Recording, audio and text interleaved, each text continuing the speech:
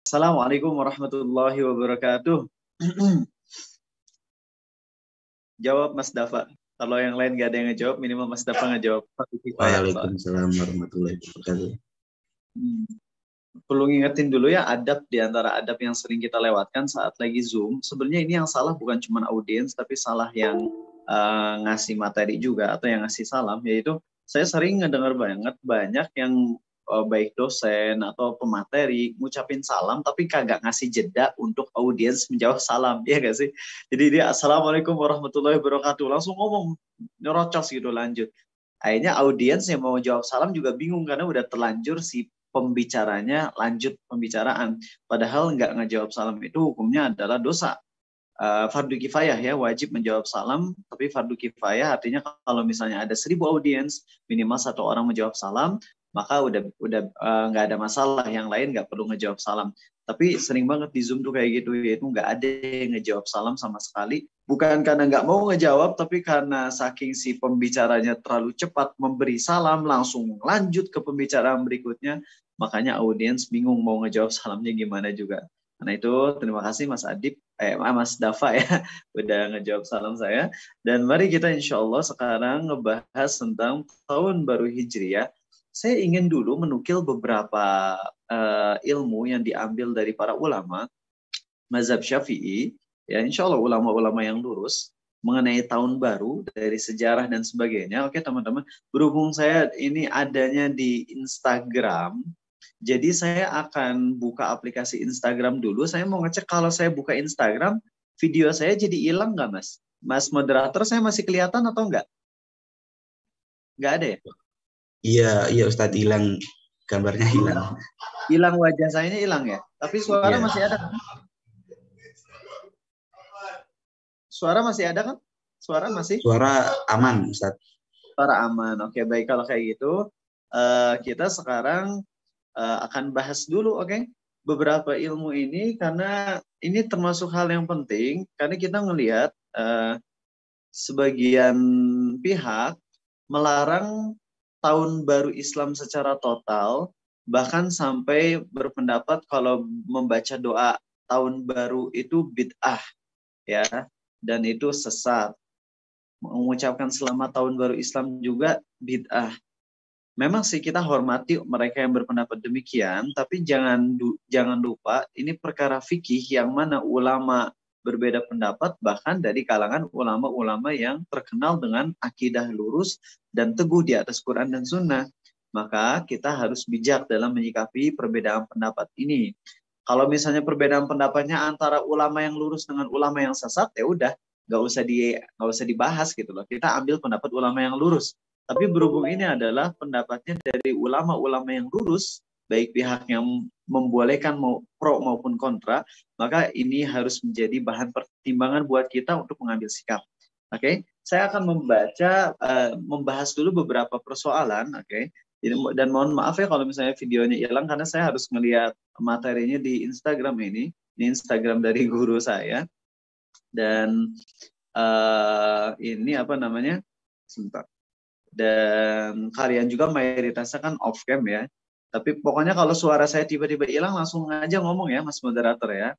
Pertama kita ngebahas dulu dengan hukum mengucapkan selamat tahun baru Hijriah.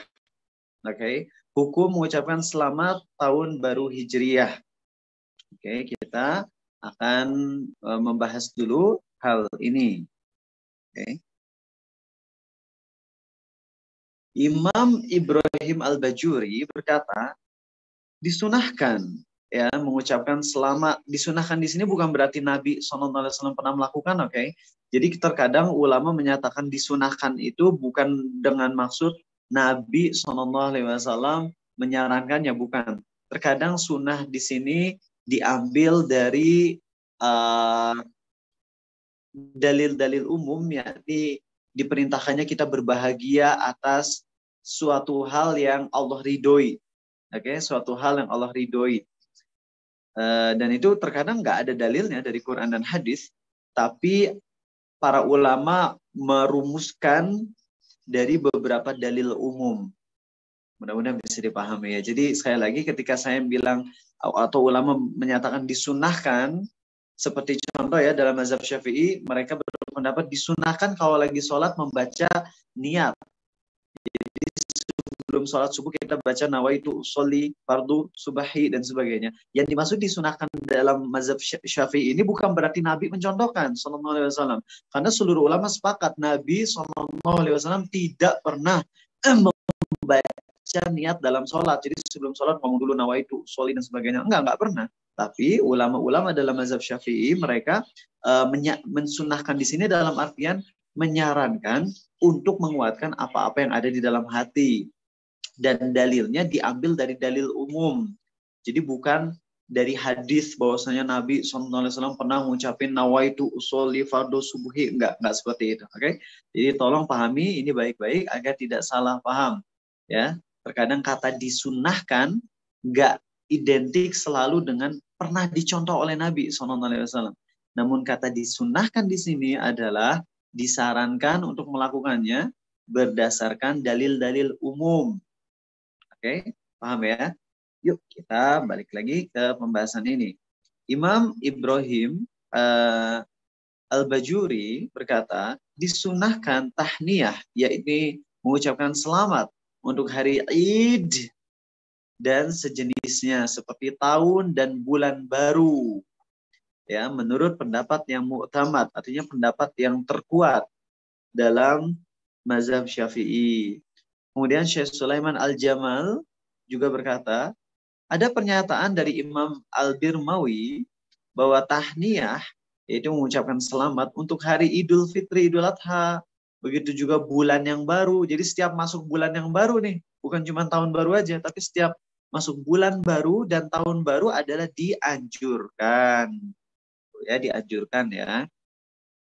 Kemudian habis itu Abdurrahman bin Muhammad Al-Mahsyur berkata dalam Bughyatul Mustarsyidin, ya Mustarsyidin, beliau berkata, ucapan selamat untuk hari Id adalah sunnah.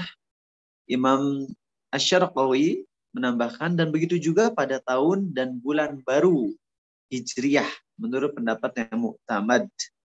Oke. Kemudian Imam Al-Hafidz Al-Munziri, ini Masya Allah ulama luar biasa ya, Imam Al-Hafidz Al-Munziri ini ngebuat kitab At-Targhib yang sangat luar biasa, bagus banget, yang saya udah tamatin tuh kitabnya berapa kali ya, bagus banget kitabnya. Menukil perkataan dari Al-Hafidz Abdul Ghani Al-Maqdisi dalam mazhab Hambali, ketika ditanya perihal tahniyah, yaitu mengucapkan selamat atas hari raya, ya, atas tahun baru, beliau menjawab bahwa para ulama masih berselisih. Nah, jadi lihat, di sini ulama sangat beradab ketika mereka menyampaikan bahwasanya hukumnya ulama beda pendapat. Diakui, iya. Ada yang berpendapat bid'ah, iya. Kita akui dan kita hormati. Oke, jadi jangan sampai kita, karena kita berpendapat boleh, kemudian kita nyerang ke yang berpendapat bid'ah. Sebagaimana jangan juga orang yang berpendapat bid'ah kemudian menyerang habis-habisan orang yang berpendapat boleh. Tapi yang harusnya kita lakukan adalah kalau saya berpendapat mengucapkan selamat tahun baru Hijriah itu bid'ah, saya sampaikan pendapat saya, namun tetap saya respect dan juga saya tetap mengakui adanya pendapat yang membolehkan, dan juga tentunya saya tidak mengeluarkan orang-orang yang berpendapat bolehnya dari lingkungan orang-orang yang lurus. Jadi jangan sampai gara-gara ada teman saya yang berpendapat bolehnya ngucapin selamat tahun baru Hijriah, kemudian habis itu saya vonis dia udah keluar dari jalan yang lurus, dia sesat. Nggak bisa gitu. Ya, nggak boleh. Bahkan salah satu ulama bermanhaj salaf yang terkenal yaitu Syekh Muhammad bin Shalih Al-Utsaimin, beliau pernah ditanya tentang bagaimana kalau ada yang ngucapin selamat tahun baru Hijriah, beliau menjawab, ya balikin ucapan selamatnya. Jadi tapi saran saya kalian tidak memulai ucapan salam, tapi kalau ada yang ngucapin salam ya balikin. Jangan sampai ada yang ngucapin salam terus kita langsung bilang dasar ahli bid'ah masuk neraka. Nggak kayak gitu teman-teman. Paham ya? Jadi di sini kita harus terbuka teman-teman wawasan kita dalam hal ini. Ya, kalau kita teguh di atas Quran dan Sunnah, mari kita mengikuti para ulama dalam hal akhlak. Bukan dalam hal akidah saja, tapi dalam hal akhlak, dalam hal fiqih, dan termasuk dalam pembahasan yang ulama beda pendapat. Saya ulangi ya, pembahasan ini tentang tahun baru Hijriah, merayakan, mengucapkan, di sini ulama beda pendapat. ada yang berpendapat boleh atau sunnahnya, ada yang berpendapat bid'ahnya. Dan di sini kita bijak. Oke, kita buka wawasan kita. Oke, mari kita lanjutkan.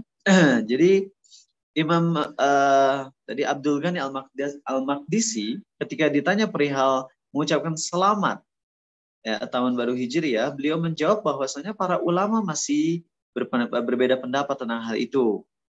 Ada yang beliau berpendapat boleh. Oke. Jadi Imam Abdul Ghani Al-Maqdisi berpendapat boleh, bukan sunnah ya. Kalau sunnah kan adanya dapat pahala nih. Kalau beliau berpendapat boleh, kalau boleh itu ya kayak makan ayam, makan tempe, makan gorengan, jadi nggak dapat pahala, nggak dapat dosa. Ya, jadi kalau Imam Abdul Ghani Al-Maqdisi berpendapat mubah atau boleh, tapi beliau bilang itu bukan sunnah karena memang Nabi SAW tidak pernah mengajarkan. Jadi ini adalah hal yang boleh, tapi bukan sunnah dan bukan pula bid'ah. Tuh, Masya Allah. Jadi secara garis besar mengenai mengucapkan selamat tahun baru Hijriah, ulama terbagi menjadi 3 pendapat. Yang pertama berpendapat itu sunnah, dianjurkan karena kita berbahagia atas hal yang baik dalam agama kita. Itu pendapat yang pertama. Pendapat kedua adalah mubah alias boleh. Pendapat ketiga adalah bid'ah, nggak boleh. Oke, itu 3 pendapat. Mana yang saya cenderung ke pendapatnya, nggak penting pendapat saya yang mana, yang penting saya menyampaikan pendapat-pendapat ini sehingga insya Allah kita semua akan bijak dalam mengambil pendapat. Ya, yuk kita lanjut. Selanjutnya, Imam Hafiz Ibnu Hajar Al-Asqalani menelaah pendapat tersebut ya dari 3 pendapat yang tadi dan beliau menjawab bahwasanya hukumnya adalah disyariatkan. Jadi disyariatkan itu berarti ya sunnah gitu. Beliau berargumen dengan Imam Al-Baihaqi yang membuat sebuah bab terkait hal itu dan dengan alasan keumuman tahniyah ketika mendapatkan sebuah nikmat atau terhindar dari musibah. Ya, jadi pendapat yang paling tepat dalam mazhab Syafi'i dan ini pendapat yang dipegang oleh ulama besar Ibnu Hajar Al-Asqalani adalah itu disyariatkan, berarti disunnahkan karena kita diperintahkan secara umum untuk berbahagia atas nikmat ya dan mengucapkan bela sungkawa atas musibah. Nah, dari situ emang mungkin kalian nanya, emang tahun baru Hijriah nikmatnya dari mana gitu. Ya nggak sih? Kan Nabi SAW belum pernah mengajarkan ya, bahkan di zaman beliau nggak ada tuh pergantian tahun baru Hijriah. Kok bisa-bisanya ya ulama berpendapat sunnah padahal nggak ada dalil hadisnya. Nah, tenang. Ya, kita nggak main-main. Kita ngomong para ulama tuh nggak main-main dalam menetapkan hukum. Kalau misalnya ulamanya dari kalangan Mu'tazilah, Khawarij, Syiah, ya kita buang, itu nggak perlu dipeduliin. Tapi kalau ini pendapat dari ulama Ahlus Sunnah yang bermanhaj salaf, artinya mereka yang mengikuti jalan beragamanya generasi terbaik Islam. Nggak mungkin kita buang pendapat mereka begitu aja tanpa kita menelaah, tanpa kita duduk mengetahui duduk perkaranya gitu. Kenapa ini bisa berpendapat sunnah, kenapa berpendapat bid'ah, kenapa berpendapat mubah. Adapun yang berpendapat bid'ah simple ya, saya sekarang aja bahasnya. Karena Nabi SAW tidak pernah beliau mengajarkan perayaan tahun baru Hijriah. Jangankan perayaannya, mengucapkan selamatnya aja nggak pernah beliau ajarkan. Oke, beliau nggak pernah mengajarkan mengucapkan selamat, apalagi merayakan sampai akhirnya pawai obor dan sebagainya. Oke. Atau misalnya pengen ngikut-ngikutin budaya Majusi deh. Pas tahun baru Hijriah nyalain apa namanya tuh yang kembang api jedor-jedor, tiup trompet sekalian pakai lonceng aja kalau kayak gitu ya. Ya jangan, kalau kayak gitu jelas ulama yang membolehkan tahun baru Hijriah pun ngucapin selamat, mereka tidak membolehkan kita mengikuti orang-orang kafir dalam cara perayaannya. Kembang api jelas itu udah mubadzir dan itu mirip banget sama Majusi tuh. Ya, pas udah kan kembang api itu pas coba lihat ketika tanggal 31 Desember jam 12.00 ketika kembang api dor gitu kan make your wish. Kita disuruh untuk berdoa make your wish ketika adanya api. Itu kan agama Majusi. Ditiup trompet, Yahudi, lonceng, Nasrani, komplit aja itu 3 agama kekafiran. Nah, kita mau merayakan budaya tahun baru Hijriah ya dengan cara itu, ya jelas ini nggak boleh. Walaupun kita cenderung ke pendapat sunnahnya, tapi kalau kita merayakan dengan cara itu, ya udah kita tasyabbuh bil kufar. Kita mengikuti caranya orang kafir, nggak boleh kalau kayak gitu. Oke, kita sekarang ini poin pertama yang kita bahas tuh, kita ngebahas dari sudut poin bolehkah mengucapkan selamat loh. Kita nggak lagi ngebahas perayaan, festival, enggak. Kita cuma ngebahas bolehkah ngucapin selamat tahun baru Hijriah itu. Adapun kalau misalnya hari raya mah kita sepakat umat Islam cuma punya 2 hari raya. Umat Islam tuh cuma punya 2 hari raya, Idul Fitri dan Idul Adha. Hari raya umat Islam yang dilakukan tiap tahun tuh hanya Idul Fitri dan Idul Adha. Kalau tiap minggunya adalah sholat Jumat, hari Jumat. Nah, yang sekarang kita bahas adalah mengucapkan selamat dan berbahagia karena pergantian tahun baru Hijriah, boleh atau tidak? Ya, bukan berarti kita menjadikannya hari besar selevel dengan Idul Fitri, Idul Adha, bukan. Ya, karena Idul Fitri, Idul Adha jelas itu hari raya kita, hari besar kita, dan itu nggak bisa disetarakan dengan tahun baru Hijriah, yang mana nggak ada dalilnya dari Nabi SAW. Jadi kalaupun kita berbahagia dengan tahun baru Hijriah, kita mengikuti pendapat disunahkan yang ngucapin selamat tahun baru Hijriah, bukan dengan niat menyetarakan tahun baru Hijriah selevel dengan Idul Fitri dan Idul Adha. Paham, oke? Ini poin nomor 1. Semoga bisa dipahami ya. Baik, selanjutnya kita akan ngebahas tentang sejarah adanya tahun baru Hijriah dan hukum berdoa awal dan akhir tahun. Nah, ini dia yang seru nih. Buat kalian yang belum tahu sejarahnya tahun baru Hijriah itu gimana sih? Jadi gini teman-teman, di zaman Umar, ya, tahun 16 Hijriah nih, ada permasalahan dokumen bukti utang piutang antara 2 orang yang akan jatuh tempo pada bulan Sya'ban. Jadi ada 2 orang ya yang nulis perjanjian utang piutang yang akan dibayar di bulan Sya'ban. Oke. Ketika dokumen utang piutangnya diterima sama Umar nanya, ini bulan Sya'ban yang mana? Tahun kemarin, tahun ini, apa tahun depan? Lah bingung kan akhirnya, ya iya juga ya. Kalau kita nggak punya penanggalan, ya kita jadi bingung. Ini tahun yang keberapa? Bisa jadi yang dimaksud bulan Sya'ban waktu dulu perjanjian adalah bulan Sya'ban 3 tahun ke depan. Sedangkan kita nggak punya kalender, akhirnya kita bingung. Gimana nih? Akhirnya Umar mikir, harus ada penanggalan Hijriah. Penting nih, membuat tahun Hijriah. Tahun yang sesuai dengan ajaran Islam. Gitu. Nah, kemudian ada juga yang lain, ya, kisah, yaitu Abu Musa al-Asy'ari radhiyallahu anhu mengadu kepada Umar karena banyak banget surat dari Umar sebagai khalifah waktu itu, ya, yang nggak ada tahun ditulisnya surat-surat tersebut. Kebayang nggak sih kalau misalnya Umar jadi khalifah selama berapa belas tahun, beliau ngirim surat ke Abu Musa al-Asy'ari. Kemudian suratnya nggak disortir, kan kalau kita sekarang kalau dokumen di komputer gampang, tinggal di sort by date kan gampang ya. Nah kalau dulu kan nggak ada tanggalnya nih, dikirim surat dari Umar misalnya, kamu harus ngelakuin ini, kamu harus ngelakuin itu, kamu harus ngelakuin ini, kemudian suratnya kecampur aduk, ini mana yang duluan perintahnya, mana yang belakangan, bingung.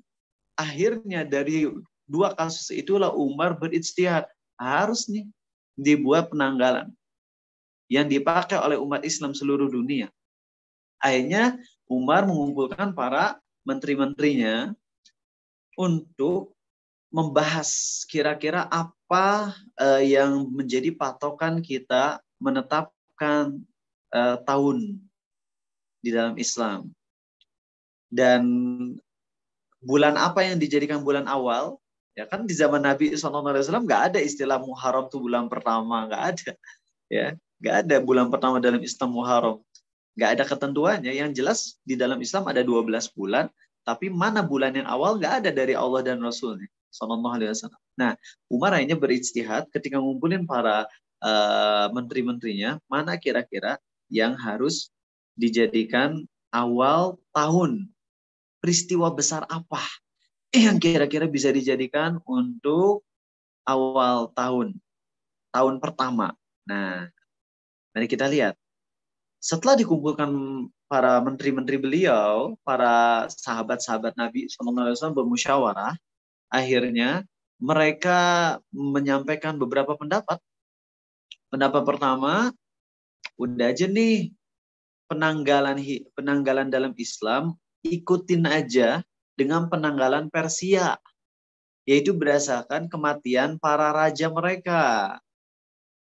Ya, artinya kalau di sini berarti kita menjadikan tahun pertamanya itu di tahun Nabi SAW wafat, gitu. Pendapat yang kedua, oh mending dibuatnya seperti penanggalan Romawi aja. Kalau gitu sama aja dengan kita, sama dengan apa? Masehi ya, karena Romawi kan Masehi itu, penanggalan Masehi. Ada yang berpendapat demikian, tapi ditolak juga. Akhirnya yang ketiga, oh bagaimana kalau kita membuat penanggalan tahun awalnya adalah tahun lahirnya Nabi Muhammad SAW. Itu juga nggak diterima karena masih ada perbedaan pendapat tentang tahunnya. Ya, apalagi bulannya. Nabi itu SAW lahir bulan apa itu ulama beda pendapat. Ya. Kemudian pendapat yang keempat, kalau gitu bagaimana kalau kita jadikan tahun awalnya adalah tahun awal diutusnya Nabi SAW ketika beliau menjadi Nabi. Itu pun ditolak pendapatnya. Dan pendapat yang paling diterima oleh Umar bin Al-Khattab, akhirnya ini dijadikan keputusan resmi beliau, adalah pendapat dari sepupunya Nabi Muhammad SAW, yaitu Ali bin Abi Thalib. Udah aja deh, jadikan awal tahun Hijriah itu di patokannya adalah tahun di mana Nabi kita SAW melakukan hijrah dari Mekah dan Madinah. Akhirnya Umar bin Al-Khattab berkata, kita menghitung penanggalan berdasarkan hijrahnya Nabi SAW karena hijrahnya beliau itu memisahkan antara kebenaran dan kebatilan. Gitu teman-teman. Oke, udah paham kan sampai sini ya? Terus kenapa dijadikan Muharram sebagai bulan yang awal? Apakah Umar ngasal? Oh, enggak lah. Kalau keputusan-keputusan yang besar kayak gini nggak bisa asal. Umar apalagi penghuni surga yang udah dijamin masuk surga, pasti keputusan beliau itu nggak main-main. Nah, beliau memilih Muharram sebagai bulan awal. Alasannya kenapa? Pertama, karena bulan Muharram adalah bulan baliknya orang-orang dari ibadah haji. Jadi kalau dulu kan orang haji ya melakukan perjalanan sekitar 1, 2, 3, 4 minggu nih. Nah, berhubung orang pergi haji, kemudian haji kan 10 Zulhijjah ya, tanggal 9, 8, 9, 10, 11, 12, 13 Zulhijjah nih. Lalu mereka kan pulang. Nah, nyampe rumah bulan Muharram. Nah, dijadikanlah itu sebagai bulan pertama. Karena dengan cara itulah orang-orang paling gampang menginfokan kan. Kalau orang yang dulu nggak ngerti tentang menggalan, mereka mau dijadikan patokannya gimana? Kalau bukan karena hari besar umat Islam, berhubung haji itu adalah hari besar, ya karena di dalam haji ada Idul Adha juga, di situ kan hari besar. Nah, mereka pulang ke kampungnya, maka akan sangat mudah menginfokan, termasuk suku-suku Baduy yang terpencil. Mereka akan mudah untuk memberitahukan bahwasanya kami baru pulang dari haji. Ya, maka ini adalah bulan Muharram, dijadikanlah itu bulan pertama. Alasan keduanya, karena bulan Muharram adalah salah satu bulan yang mulia. Oke. Alasan ketiganya, karena ulama sepakat. Ya, ulama sepakat rencana hijrah Nabi SAW setelah terjadinya Baiat Aqobah itu terjadi di bulan Muharram. Oke. Sedangkan Nabi SAW hijrahnya di bulan Safar. Oke, dan beliau sampai di Madinah di bulan Rabiul Awal. Jadi Nabi SAW itu di bulan Muharram di Baiatul Aqobah sepakat akan melaksanakan hijrah. Jadi ulama sepakat bahwasanya Nabi SAW melakukan niat kesepakatan untuk hijrah itu di bulan Muharram. Niatnya ya sepakat untuk perginya di bulan Muharram. perginya di bulan Safar, nyampe Madinah bulan Rabiul Awal gitu. Jadi ini alasannya kenapa Muharram dijadikan bulan awal. Nah, sampai sini teman-teman, kita kan tahu itu ijtihad Umar ya. Apakah boleh diikutin? Ya jelas boleh. Kan Nabi SAW bersabda, ikutilah sunnahku dan sunnah khulafaur rasyidin setelahku. Sama dengan Utsman bin Affan. Ketika Utsman bin Affan dulu menetapkan azan Jumat jadi 2 kali gara-gara Madinah udah banyak banget orangnya, nggak ada mikrofon ya, nggak ada mikrofon buat azan biar kedengaran semua orang. Akhirnya Utsman menetapkan azan Jumat 2 kali. Satu yang pertama itu sekitar 1 jam sebelum Jumatan, sebelum masuk waktu duhur. Yang kedua pas sudah masuk waktu Jumat. Ini kan nggak pernah diajari Nabi SAW. Ini orang yang bodoh, kata Syekh Utsaimin. Syekh Utsaimin sampai marah. Ada yang bilang kalau Utsman melakukan bid'ah. Syekh Utsaimin marah besar. Itu orang yang mengatakan Utsman melakukan bid'ah. Mereka lah orang-orang yang bodoh. Ya. Utsman itu sahabat yang dijamin surga oleh Nabi SAW. Utsman juga termasuk ke dalam sabda Nabi SAW di mana beliau bersabda, ikutilah sunnahku dan sunnah khulafaur rasyidin. Utsman termasuk khulafaur rasyidin. Masa dibilang bid'ah? Kurang ajar itu yang bilang Utsman melakukan bid'ah. Berarti kita ketika melaksanakan tahun baru Hijriah, mengikuti tahun baru Hijriah yang ditetapkan oleh Umar, itu berarti kita melaksanakan perintah Nabi SAW. Kita juga ketika melaksanakan azan 2 kali, itu pun melaksanakan perintah Nabi SAW. Dan ini pendapat mayoritas ulama loh. Jadi kalau ada yang bilang azan 2 kali itu bid'ah, itu pendapat yang pertama, itu pendapat yang keterlaluan, gak sopan kepada Utsman.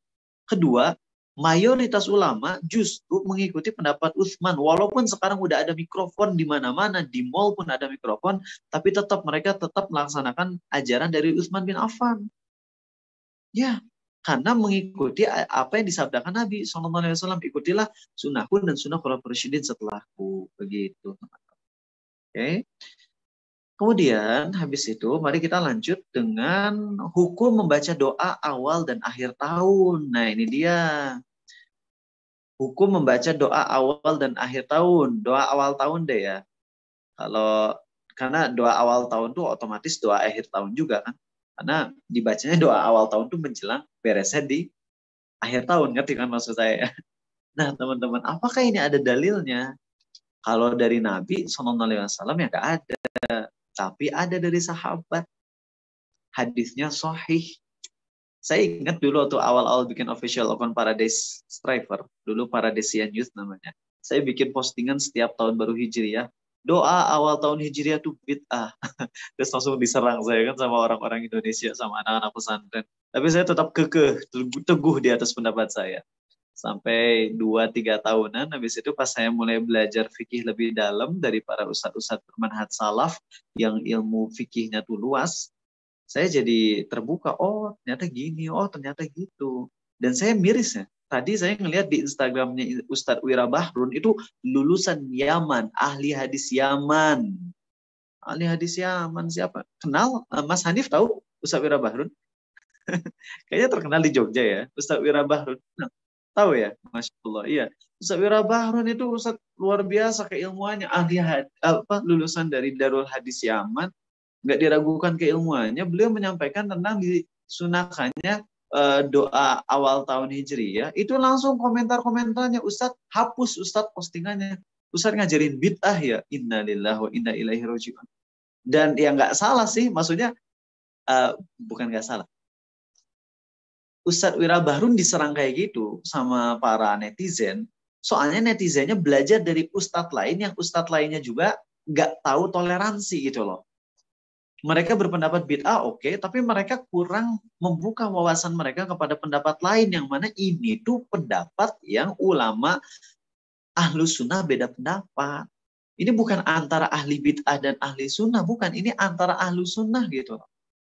Pendapat tentang doa awal tahun itu pendapat dari para ulama ahlu sunnah. Begitu pun Ustaz Muhammad Abdul Twasikal menulis di blogspot beliau, di website beliau tentang disunahkannya membaca doa akhir tahun atau awal tahun.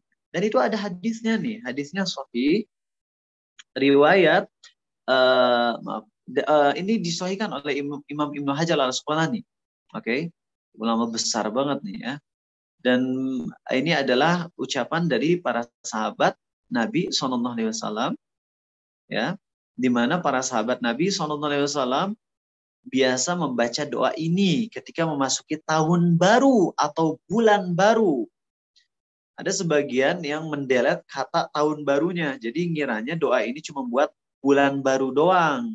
Padahal para sahabat menjadikan doa ini bukan cuma setiap datang bulan baru, namun ketika datang tahun baru juga. Yaitu apa?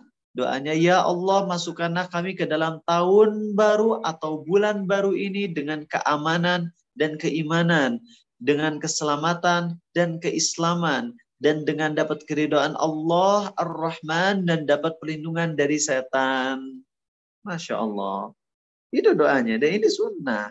Ada ajarannya dari sahabat Nabi SAW. Jadi ini sekaligus seralat. Mas Ahmad Dafa ini direkam kan ya? Iya, direkam Ustaz. Boleh nggak nanti rekamannya saya minta biar saya upload di YouTube saya? Boleh? Boleh, iya. Alhamdulillah. Jangan sampai hilang loh rekamannya ya. Nanti kirim ke Telegram saya. Boleh bentuk video atau boleh juga bentuk apalah, dokumen atau apa, nanti sama admin saya bakalan diupload insya Allah ya. Oke, baik. Sekarang kita lanjut dengan poin selanjutnya, yaitu adakah puasa awal dan akhir tahun? Kemudian benarkah dilarang nikah di bulan Muharram? Ya, oke. Saya bahas atau enggak ya? Bahas aja deh ya. Baik, bulan akhir tahun Hijriah adalah bulan Zulhijjah. Oke, bulan Zulhijjah. Sementara bulan awal tahun Hijriah adalah Muharram. Tadi udah kita bahas ya. Keduanya, yaitu baik Zulhijjah dan Muharram, merupakan bulan yang mulia, di mana amal soleh pada kedua bulan tersebut itu pahala dilipat gandakan, termasuk puasa. Maka Imam Nawawi menyatakan, ya, dalam Al-Majmu jilid 6 halaman 439, berkata para ulama-ulama Syafi'iyah, mazhab Syafi'iyah, di antara puasa yang disunahkan ialah puasa pada bulan-bulan yang dimuliakan, yaitu bulan Dzulqa'dah, bulan ke-11, bulan Dzulhijjah, bulan ke-12, bulan Muharram, bulan ke-1, dan bulan Rajab, yaitu bulan ke-7. Dan dari keempat bulan ini, yang paling afdol untuk kita memperbanyak puasa adalah bulan Muharram. Berdasarkan hadis di mana Nabi SAW bersabda, sebaik-baiknya sholat sunnah, tanda kurung setelah sholat rawatib, adalah sholat tahajud. Dan sebaik-baiknya puasa sunnah, tanda kurung setelah puasa sunnah mu'akkad, adalah puasa sunnah Muharram. Jadi apa sholat sunnah yang paling besar pahalanya? Sholat sunnah rawatib. Itu lebih bagus dari tahajud, lebih bagus dari taraweh. Jadi kalian sholat qobliyah subuh 2 rakaat, qobliyah duhur 4 rakaat dengan format 2-2, ba'da duhur 2 rakaat, ba'da maghrib 2 rakaat, ba'da isya 2 rakaat dengan total 12 rakaat. Atau kalau kalian nggak bisa semuanya nggak apa-apa, misalnya sehari cuma bisa qobliyah subuh doang atau qobliyah duhur cuma bisa 2 rakaat doang, maka itu pahalanya lebih besar dari tahajud. Buat kalian yang hijrah, awalilah dengan kebiasaan sholat 5 waktu dan jangan pernah meninggalkannya, dan juga rutinin sholat rawatib, yaitu sholat sunnah yang tadi saya sebutkan. Karena itu pahalanya lebih gede dari tahajud. Sekarang banyak orang-orang yang hijrah, tahajud mantep, sholat qobliyah ba'diyah kurang. Ya kita apresiasi juga, mungkin mereka memilih tahajud karena tahajud bisa lebih khusyuk, lebih tenang, sedangkan sholat rawatib kadang-kadang nggak bisa karena lagi kerja. Ya nggak apa-apa kalau alasannya kayak gitu. Tapi kalau kalian udah tahu nih bahwasanya sholat sunnah rawatib itu pahalanya lebih besar daripada sholat tahajud, maka sebaiknya kita sungguh-sungguh dalam sholat sunnah rawatib dibandingkan tahajud. Oke? Nah, jadi berdasarkan penjelasan saya tadi, karena kita tahu 4 bulan yang dimuliakan itu Rajab bulan ke-7, Dzulqa'dah bulan ke-11, Dzulhijjah bulan ke-12, Muharram bulan ke-1, dan yang paling mulia yang paling mulia Dzulhijjah ya. Yang paling mulia dari 4 bulan itu adalah Dzulhijjah, terutama di hari ke-1 sampai 10 Zulhijjah. Namun untuk ibadah puasa, yang paling bagus adalah memperbanyak puasa di bulan Muharram. Gitu, teman-teman. Maka ketika misalnya seseorang puasa di bulan Muharram tanggal 1, tanggal 2, tanggal 3, tanggal berapapun pahalanya sama kecuali tanggal 10. Kalau tanggal 10 Muharram itu pahalanya yang terbesar, yaitu dihapus dosa 1 tahun, namanya puasa Asyura. Adapun puasa hari ke-1, 2, 3, 4, 5, 6, 7, 8, 9, 11, 12, 13, sampai 30 atau sampai 29, itu pahalanya sama. Yang beda cuma tanggal 10 doang yang paling spesial. Jadi itulah cara kita merayakan.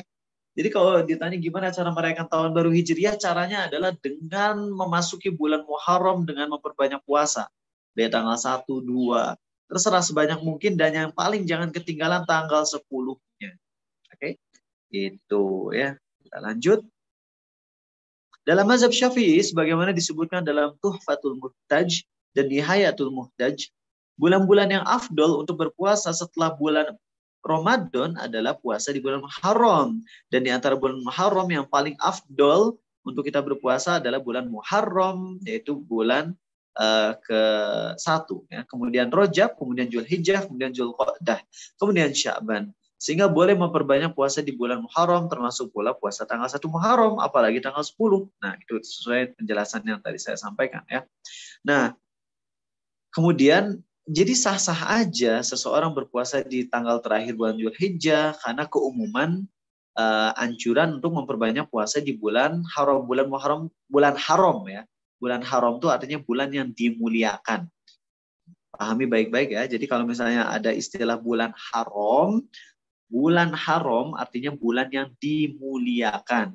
Di antara bulan haram alias bulan yang dimuliakan itu ada 4, yaitu Muharram, Zulqa'dah, Zulhijjah, Rajab. Maaf tadi acak nama bulannya.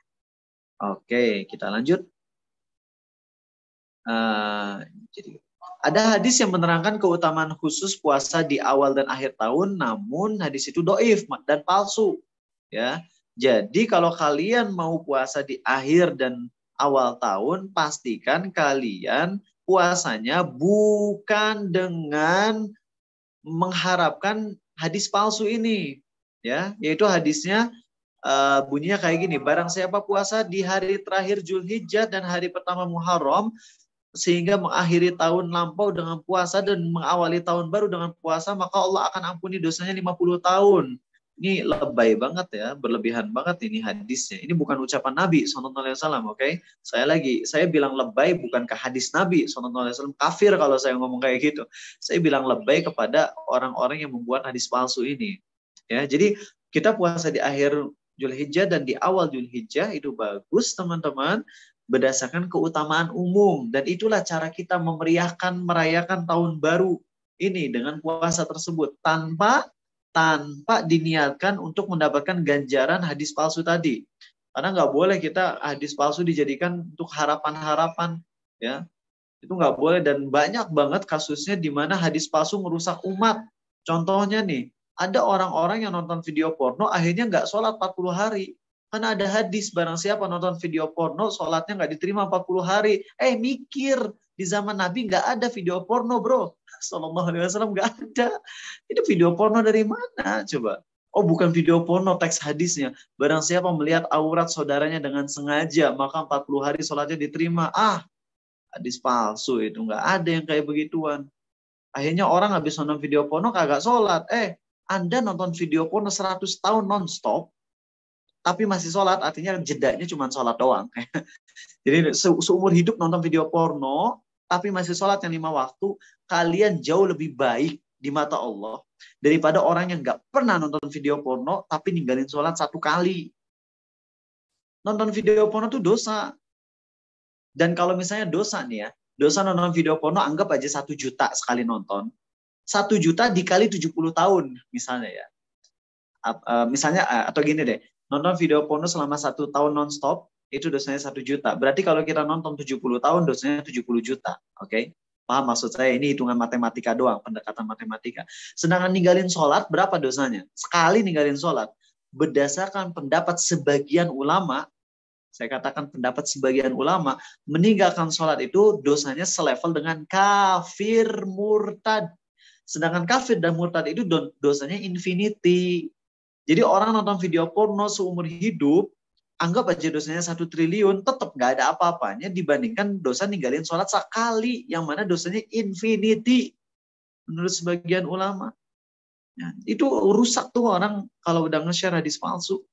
Hancur orang-orang kalau udah pakai hadis palsu untuk nakut-nakutin, niatnya ingin ngebuat orang lain jauh dari video porno. Iya, tapi nanti kalau pakai hadis palsu itu malah ngerusak agama kita. Lihat buktinya orang-orang jadi banyak yang nggak sholat gara-gara hadis tersebut.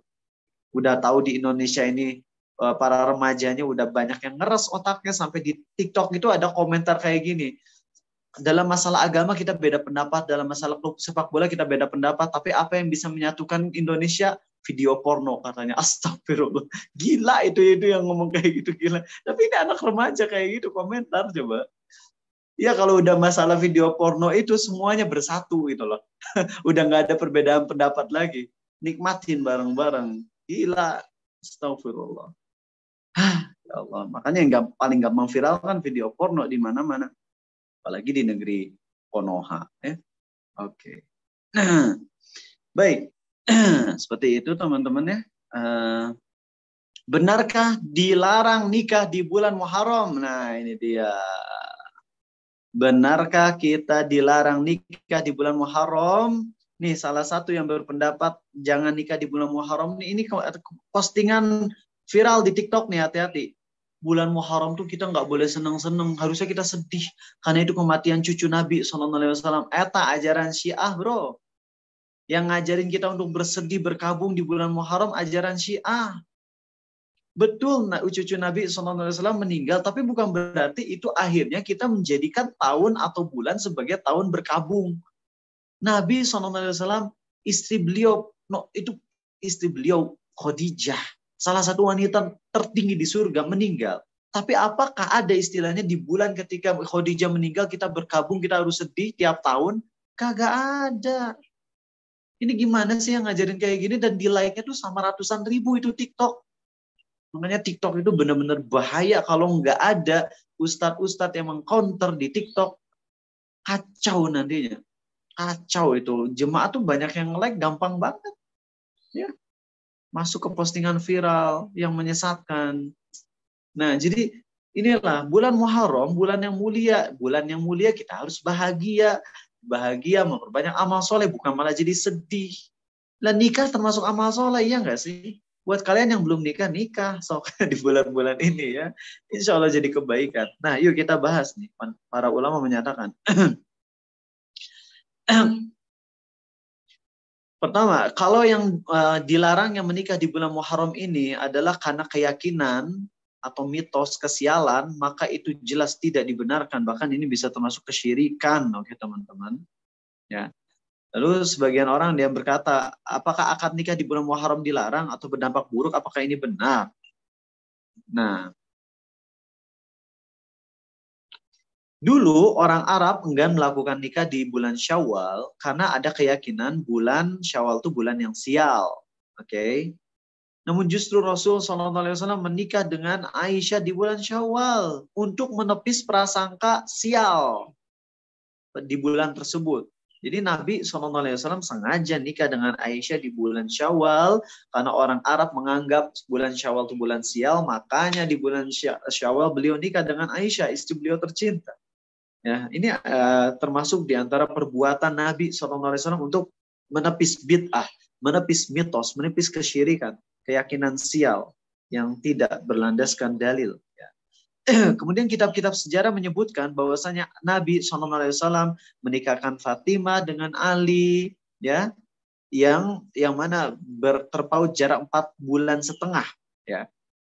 Ketika kita tahu bahwa pernikahan Nabi SAW dengan Aisyah adalah di bulan Syawal, maka pernikahan Fatimah itu di bulan Sofar.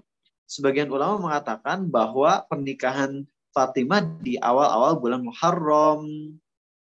Ngerti nggak maksudnya gimana? Saya ulang ya. Jadi gini, Nabi SAW menikah dengan Aisyah di bulan Syawal. Syawal itu bulan keberapa? Bulan ke-10. Oke. Dan Nabi itu SAW menikahkan Fatimah dengan Ali, oke, menikahkan Fatimah dengan Ali 4,5 bulan setelah Nabi SAW menikah dengan Aisyah. Saya ulang ya. Nabi SAW menikah dengan Aisyah di bulan ke-10. Kemudian 4,5 bulan kemudian Nabi SAW menikahkan Fatimah dengan Ali. Maaf, 4 bulan kemudian, saya ralat ya. 4 bulan kemudian Nabi SAW menikahkan Fatimah dengan Ali. Menikahkan Fatimah dengan Ali. Sekarang bulan ke-10 ditambah 4. Bulan ke-10-nya kalau kita anggap tanggal 1, oke, tanggal 1 bulan ke-10 tanggal 1, berarti 4 bulan kemudian itu adalah 30 hari di bulan Syawal, kemudian 30 hari bulan Zulqa'dah, 30 hari di bulan Zulhijjah, dan 30 di bulan Muharram. Berarti beliau menikahkan Fatimah dengan Ali itu di awal bulan kedua. Kan bulan Muharramnya udah habis, berarti di awal bulan kedua, yaitu bulan Safar. Atau ada kemungkinan juga di akhir bulan Muharram. Karena terkadang bulan-bulan di dalam Islam itu ada yang 29, ada yang 30. Kalau kita jadikan patokannya adalah yang 29, berarti 30 kan lebih 4 hari dari 29. Ya. Gimana gitu? Kalian paham gak sih? Kalau 4 kali 30 kan 120. Tapi kalau yang dijadikan patokannya adalah 29, berarti 29 kali 4 adalah 116. Gitu. Benar kan ya? Ya 116. Berarti dilaksanakannya nikah Fatimah dengan Ali dilaksanakan di akhir bulan Muharram. Berarti masuk bulan Muharram. Jadi nggak benar pendapat sial. Nikah di bulan Muharram nggak boleh, nikah di bulan Muharram nggak benar ini. Nggak benar, oke? Jadi seperti itu ya. Alhamdulillah terbahas. Semoga dengan ini kita jadi paham. Itulah yang kita bahas di sore hari ini. Alhamdulillah ini jujur aja ini ceramah pertama kali seumur hidup saya ngebahas tentang ini dengan detail. Karena alhamdulillah dengan ilmu yang komplit yang disampaikan oleh guru-guru saya, ya saya jadi lebih terbuka dan bisa menyampaikan ini ke hadapan kalian, dan video ini sangat cocok untuk saya post di YouTube saya. Dan semoga ini jadi manfaat. Terima kasih UGM ya, Universitas Gudang Menantu, oke, yang sudah membuka ini kesempatan saya untuk menyampaikan ilmu ini. Dan kita masuk ke sesi tanya jawab. Silakan, Dak. Baik, terima kasih Ustadz atas materi yang disampaikan tadi. Kemudian kita masuk ke acara selanjutnya, yaitu sesi tanya jawab. Silakan pada teman-teman yang memiliki pertanyaan bisa langsung on mic atau bisa melalui kolom chat. Monggo. Assalamualaikum Ustadz. Waalaikumsalam warahmatullahi wabarakatuh. Afwan Ustadz, izin bertanya. Ya. Kan Ustadz saya yang di pondok meng-share bahwasanya minum susu di 1 Muharram itu sunnah kan Ustadz? Minum susu putih Ustadz. Susu putih ya, okay. Iya, bukan susu stroberi atau taro itu blueberry bukan. Bukan. Jadi kata Ustadz saya itu tafaulan biar 1 tahun ke depannya itu lebih bagus lagi harinya itu kayak. Jadi Ustadz, pertanyaannya saya lupa hari itu minum susu putih, saya malah kebiasaan itu pagi memang minum teh. Jadi itu bagaimana Ustadz? Oke. Baik, pertama ya, kita nih dalam masalah duniawi itu bebas. Makan cendol, bala-bala, spaghetti, sushi, sashimi, nato, asal jangan pakai yang ada komernya ya. Silakan bebas dalam masalah duniawi, oke. Dan tapi ada tapinya. Ketika kita melaksanakan perbuatan duniawi, jangan diyakini ada keutamaan tertentu, kecuali kalau ada dalilnya. Saya ulang ya, melakukan perbuatan duniawi itu halal boleh, kapanpun. Tapi nggak boleh diiringi dengan niat di dalam hati kita ingin mendapatkan kespesialan tertentu. Kecuali kalau ada dalilnya. Saya ambil contoh. Makan kurma, ajwa, 7 butir di pagi hari, itu bisa menangkal sihir. Ada hadisnya. Boleh kita yakini? Ya jelas boleh dong.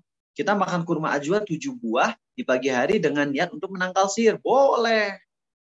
Tapi sekarang kalau misalnya kita buat-buat teori baru, jangan kurma ajwa deh. Saya mau makan chicken nugget Fiesta, jangan nyebut merek, chicken nugget 7 butir, 7 buah, dengan niat agar saya jadi six pack misalnya. Atau dengan makan ayam 7 butir, atau 7 butir lagi. Dengan makan chicken nugget 7 biji setiap pagi, maka hidup saya akan berkah selama 1 tahun ke depan.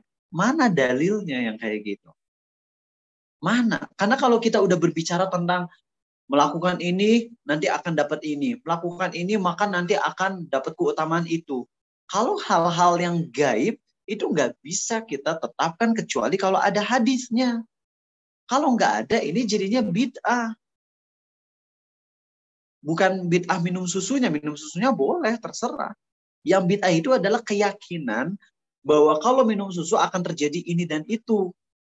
Saya tanyakan, ada hadisnya nggak? Kalau ada hadisnya, oke, saya akan menjadi orang yang pertama kali beriman kepada hadis tersebut. Kalau nggak ada hadisnya, ya jangan kita buat-buat perkara-perkara yang kayak begituan. Kalau mau minum susu, silakan. Tapi jangan diyakini dengan minum susu di awal bulan akan terjadi yang tadi disebutkan, yaitu 1 tahun ke depan akan lebih baik. Kecuali sekali lagi kalau ada hadisnya. Sedangkan saya selama ini belum pernah mendengar ada hadis tersebut. Yang saya tahu hadisnya riwayat Tirmidzi kalau nggak salah Hasan, Nabi SAW bersabda, minumlah susu sapi karena susu sapi itu karena sapi itu memakan dari segala macam tanaman. Ya, karena dari segala macam tanaman itu dimakan oleh sapi, sari-sarinya itu berefek kepada air susunya dan itu menyehatkan. Dan Nabi pun SAW menjadikan susu sebagai salah satu obat. Ya, sehingga kalau kalian minum susu dengan niat ingin sembuh dari penyakit, boleh. Karena ada hadisnya. Tapi kalau minum susu dengan niat agar lancar 1 tahun rizki, ya ini nggak boleh. Dari mana itu keyakinan seperti itu? Oke, semoga bisa dipahami ya. Jadi nggak apa-apa kalau Mbak mau minum teh, minum susu, nggak ada bedanya. Minum teh, minum susu, minum Coca-Cola sekalian, minum Bandrek, Bodrexin, silahkan boleh kalau misalnya mau. Baik, itu aja. Kan yang kedua pertanyaan. Syukron Ustadz. Ya, Afwan. Kemudian kalau ada teman-teman lagi yang ingin menanyakan kepada Ustadz, monggo bisa on mic atau bisa melalui kolom chat. Baik, sebelum saya request buat Dava, Hanif, Mbak Esti, Erlangga, dan semua yang hadir di sini, please semuanya buka aplikasi Instagram. Dan saya ingin kalian semua yang hadir di sini follow Abu Takeru 0. Buat yang sudah nge-follow, bagus. Buat yang belum nge-follow, segera sekarang juga follow Abu Takeru 0. Saya ingin ngelihat ya, yang udah nge-follow, unfollow dulu deh. Unfollow dulu, terus follow lagi. Saya pengen ngecek minimal harus ada 12 orang nih yang hadir di sini, yang nge-follow saya.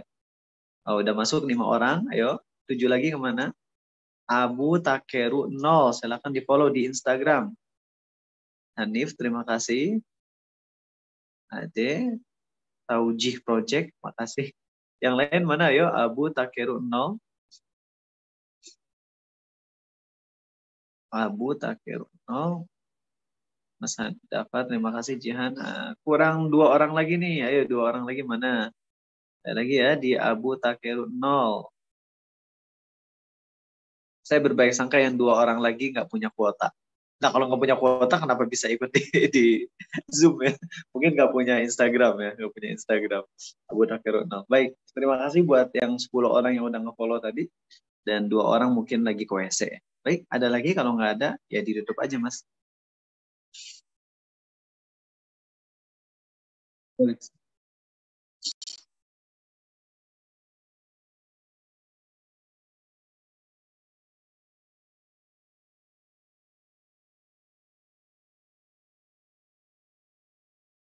Nah, bagus.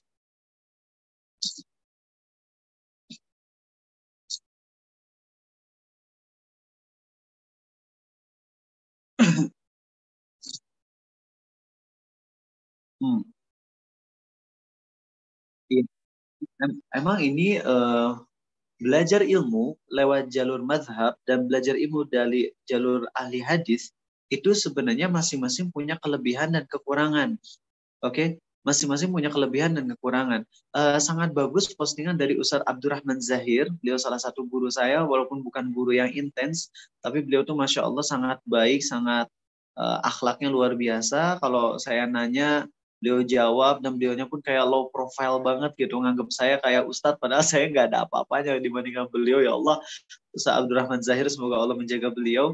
Nah, beliau membahas tentang yang tadi ya, belajar ilmu dari ahli hadis dan belajar ilmu dari mazhab. Dua-duanya punya kelebihan dan kekurangan, dan dua-duanya boleh kita ikuti. Dan justru para ulama menyatakan yang paling bagus adalah menghimpun antara keduanya. Jadi kita mengikuti jalur dua-duanya sekaligus.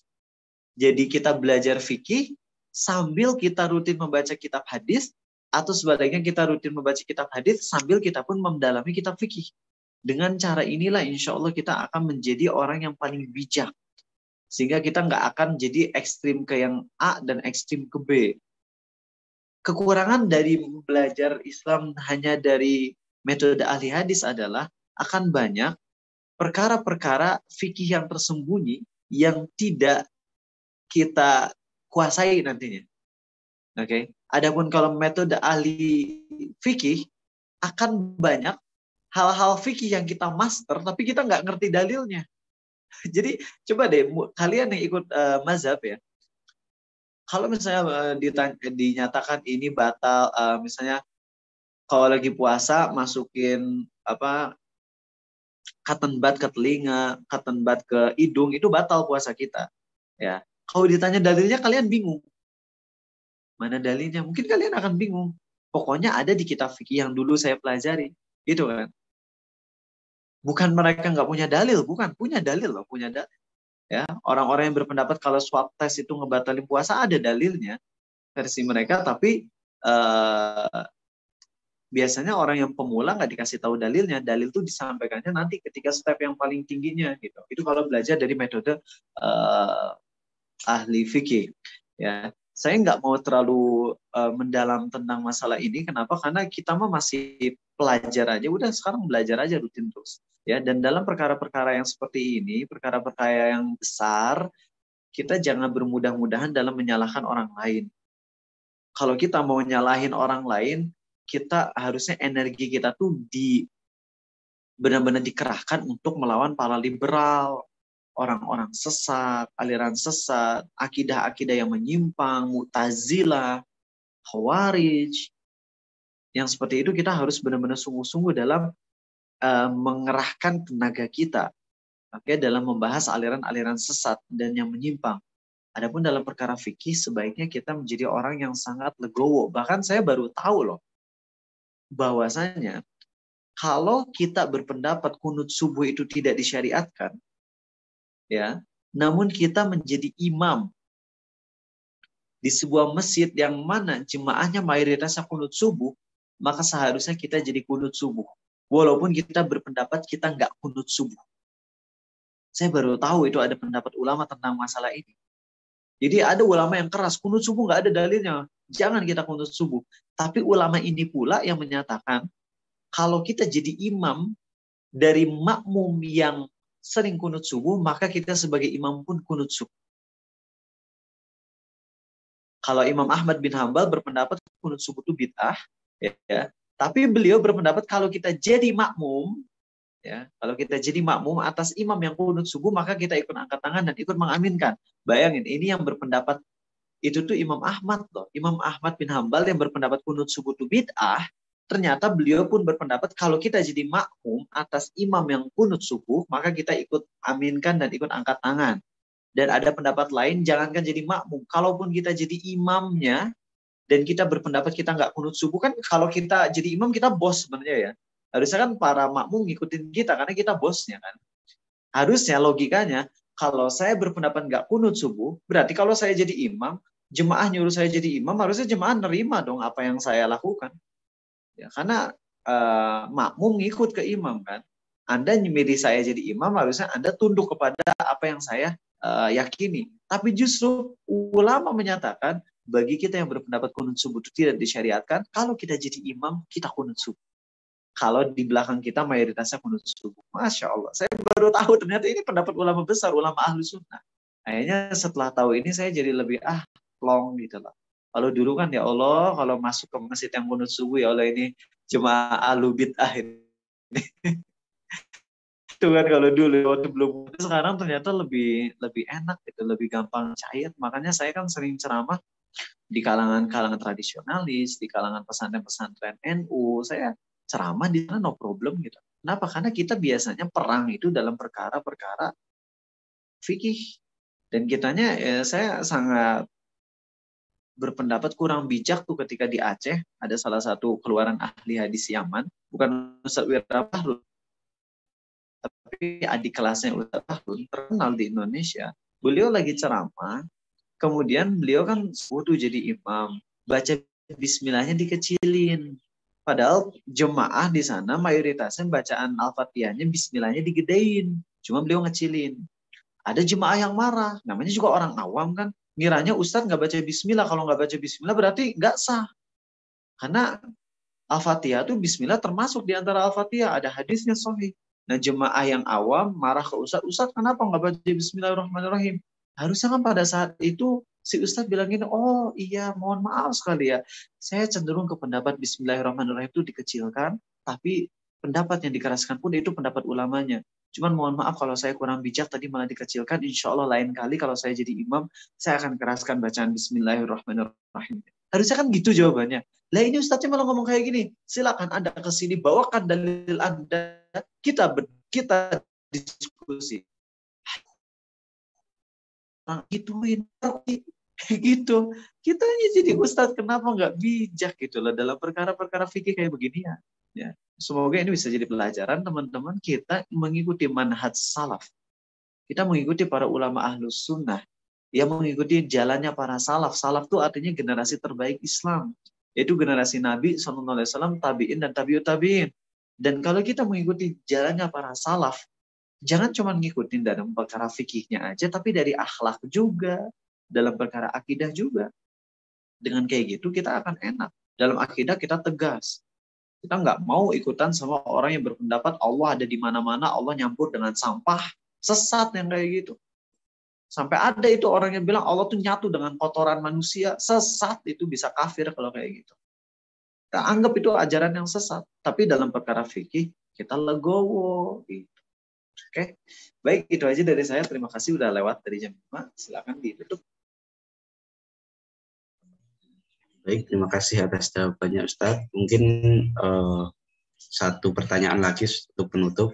Oh, kayaknya udah dulu ya Mas ya. Nanti kalau ada pertanyaan lagi bisa ditanyakan di Demikian, bila ada kurang lebihnya saya sebagai pembawa acara mohon maaf yang sebesar-besarnya.